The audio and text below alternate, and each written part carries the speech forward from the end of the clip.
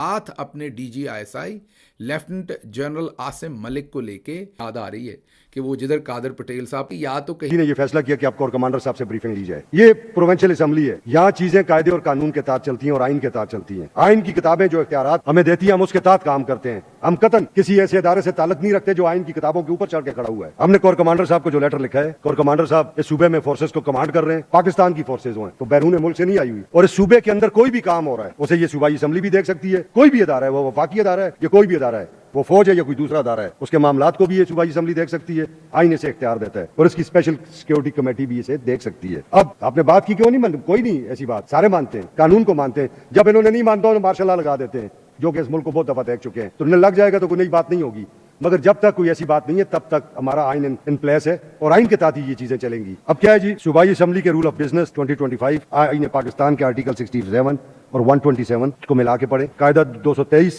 उसके जेरी कायदा 3 को पढ़े। ये कमेटी हर उस मामले पे गौर कर सकती है और कायदा 209 के तहत हम किसी को भी इन कैमरा ब्रीफिंग के लिए कह सकते हैं, वो कोर कमांडर साहब है या कोई और है। ये कोई ऐसी बात नहीं है, कोर कमांडर भी पाकिस्तानी है, पाकिस्तानी फोर्सेस को वो लीड कर रहे हैं और हम भी पाकिस्तानी हैं। हम इस सूबे के लोगों के मुंतखब करदा लोग हैं। आज ईस्ट इंडिया कंपनी का वो टाइम नहीं है जब ईस्ट इंडिया कंपनी ने रिप्रेजेंटेशन के नाम पे चंद लोग बिठाए हुए थे और कमांड और कंट्रोल उसका गवर्नर्स के पास था, जो फौज के जरिए कमांड और कंट्रोल कर रहे थे। आज एक आइन पाकिस्तान है, आप उस आइन पाकिस्तान के तहत इन चीजों को चला रहे हैं। तो आइन का आर्टिकल 17 ये सारी चीजें जो है ना, ये पार्लिमानी बालादस्ती की बात करते हैं और फौज हमारी फौज है, चेयरमैन भी कह चुके हैं, हम भी कहते हैं। तो इसको गलत रंग देने की या इससे गलत तासर लेने की जरूरत नहीं है। और कमांडर साहब अगर मुनासिब समझेंगे तो वो अपने अदारे से इस पे राय ले लेंगे। हम ये समझते हैं कि उन्हें आना भी चाहिए, उन्हें ब्रीफ भी करना चाहिए। इस सूबे का इंफ्रास्ट्रक्चर तबाह हुआ है, ये सूबा 25 साल से लाकानूनियत को भुगत रहा है, दहशतगर्दी को भुगत रहा है। इस सूबे के बेशुमार लोग शहीद हुए हैं, बेगुनाह लोग। इस सूबे में फोर्सेस के लिए फौज के लोग शहीद हुए हैं, एफसीज और लेवीज के लोग शहीद हुए हैं, हमारी पुलिस फोर्स के लोग शहीद हुए हैं। तो हम क्यों ना कंसर्न हो इस बारे में कि एक जो इशू है, जब हम इसको ब्रीफिंग ले लेंगे तो हम अपनी